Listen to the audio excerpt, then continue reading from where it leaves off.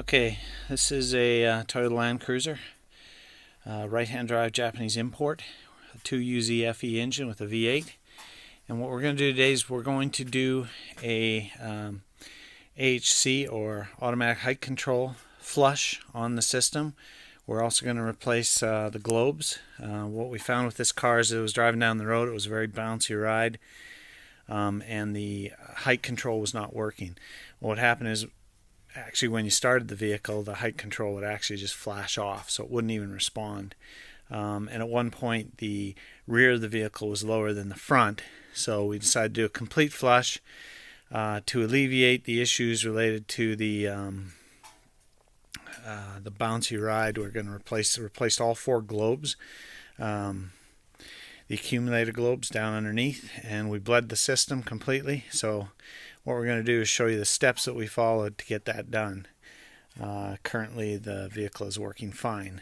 So what we did have to deal with was the fact that when we started to do the flush, we finally got the system, when we bled it, was at the low point. So it was actually even beyond the low point. It was as low as it could possibly go. So when you read online about guys saying, well, just bring it up to the highest level and then you complete the system, well, that doesn't really work if the system is actually not responding. So the first thing we had to do was detect the fault that was going on in the system that disallowed it from actually powering the pump. And you can see the pump, it sort of sits underneath the reservoir for the AHC. So that's the pump down there, and that pumps the fluid, this fluid down into the system. This is the fluid we used, AHC suspension fluid, direct from Lexus. We did not want to use any aftermarket stuff. We wanted to use the original stuff. It's fairly expensive. We've gone through about 4 of those containers to get this thing all bled out and everything, but I still got a further bleed to go. The first step in the process of getting this thing fixed, as I said, was to diagnose what was causing the issue. We were getting sort of a sensor code. The off light was just flashing. There was no indication of what that was. But we did do a suspension change on this vehicle. We replaced a bearing up in the top here, and in doing so, you can see there's an actual. Let me see if I can get it in where it is.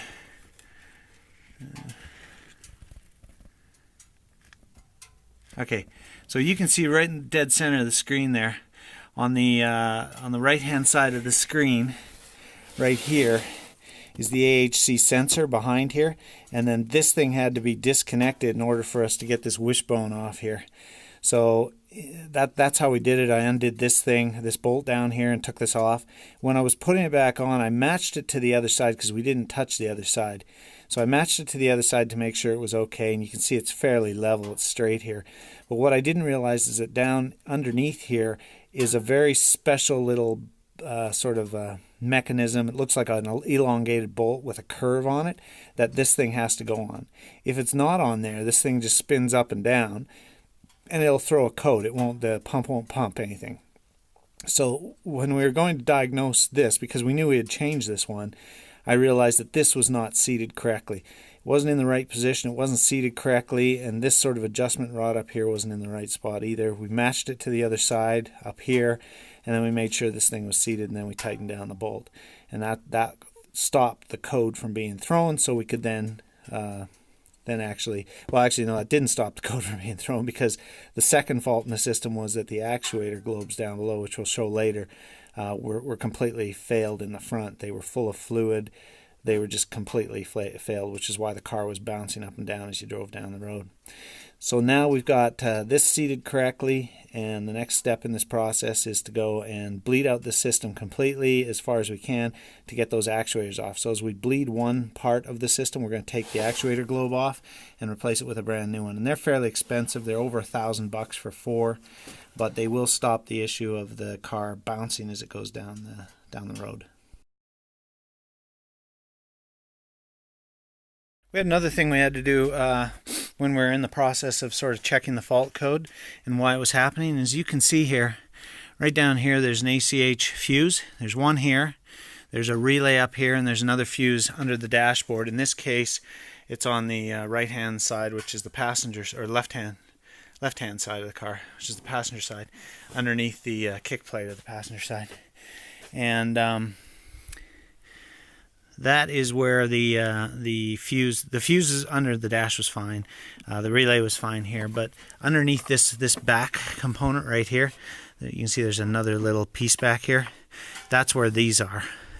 So this top part here is just this upper part, and this part here is the bottom part, and that's where that AHC fuse was. And it was actually blown. It's a 50 fuse, and it was blown.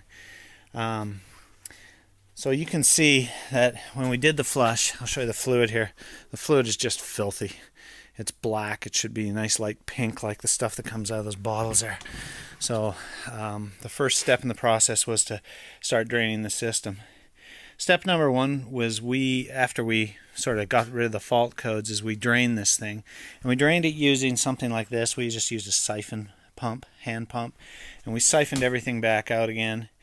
That's that black fluid that you saw there, and then we filled this back up again with up to the maximum with brand new fluid. That was step number one before we did anything.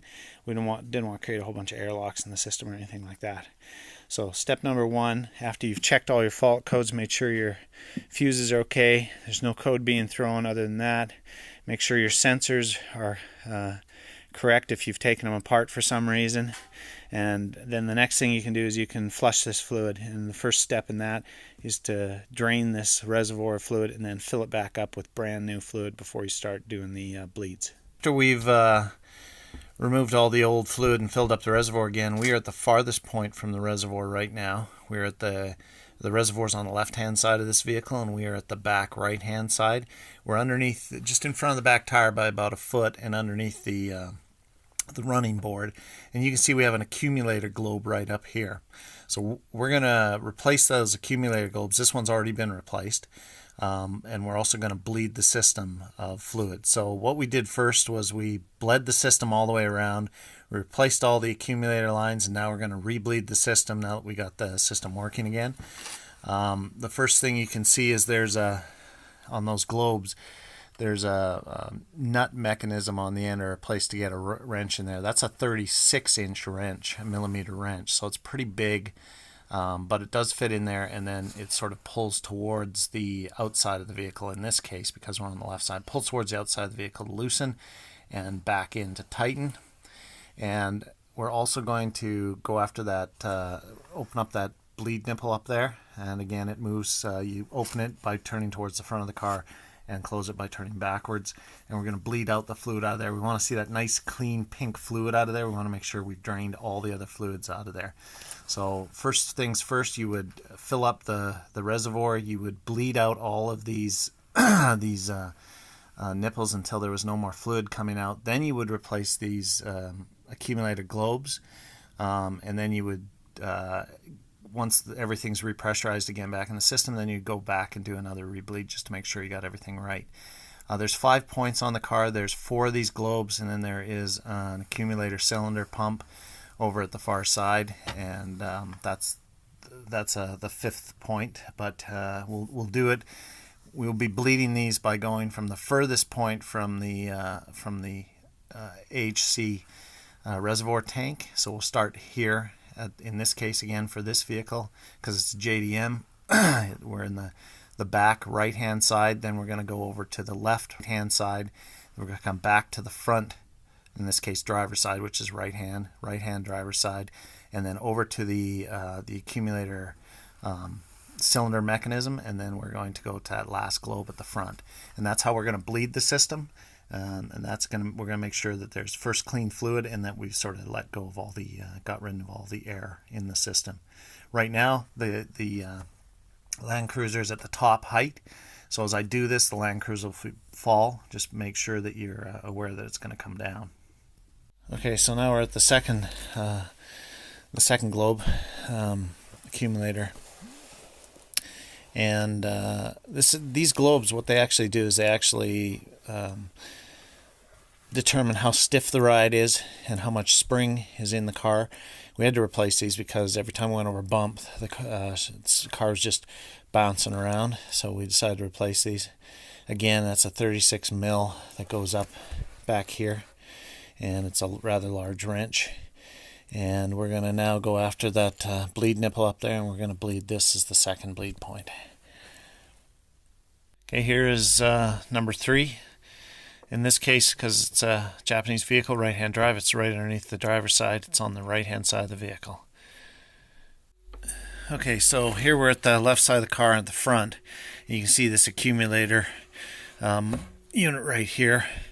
This is the one we're going to have to bleed right up here. And then we also have this last globe to go, so we'll actually bleed this one as well up here. So we're going to start with this one, and this thing's under a bit of pressure, so if you don't get a proper catch line on the end of that, it's going to shoot out quite a bit of fluid. You just want to open it up, bleed it till you see that pink fluid come out, and the same on the last globe, and then you're done with the bleed. Okay, so we had a bit of an issue on this one. It was a little bit tough to get a wrench around that actual nipple without stripping it, so we wound up using one of these. That way we were able to get a full grip on that thing. Then we were able to crank it out a little bit, and we just crank it out, pulling it towards the outside of the vehicle or counterclockwise, and then to tighten it, it goes clockwise. The other thing I want to mention is that you can see the nipple is covered on there to keep the grime and the grit out, but these nipple covers are not really in very good condition at all. Some of them don't even stay on. So we're going to be looking for a new set of sort of heat shrink nipple covers here that'll actually go on, and then you heat them with a gun, and they tighten up really nice and tight and keep all the grit out, and then you can replace them the next time you do a bleed. Lastly is the last globe. So when all was said and done, we took out 4 liters, or just a bit under 4 liters of fluid out of the AHC system, and we're now gonna give it a test. When we start up the car, and we'll go through a sort of raising and lowering it, we'll start it out at a low level, and then we'll raise it up. We want to really make sure that this reservoir is always topped up. We don't want it to run dry. And when you first bleed the system, and you do this, you'll find that it'll drop pretty quickly when you first try to prime the system and get the vehicle to raise again. So you always got to have someone keeping this thing up in terms of fluid as you're testing the system. You don't want it to run dry while you're doing it. And that's about it.